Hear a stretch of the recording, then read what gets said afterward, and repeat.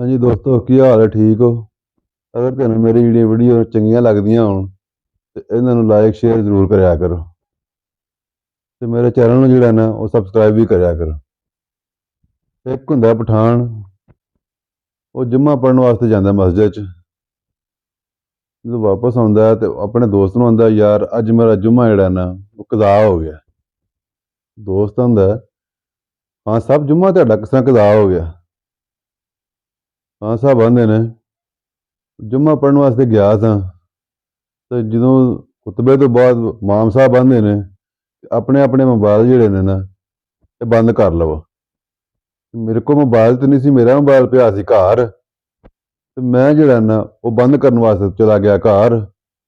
जदों वापस आया वां आउंदे ने जिहड़ा जुम्मा जिहड़ा हो गया सी। दोस्तों कैसी लगी? चंगी लगी होए ते जरूर जिहड़ा लाइक शेयर जरूर करियो। हो गई है।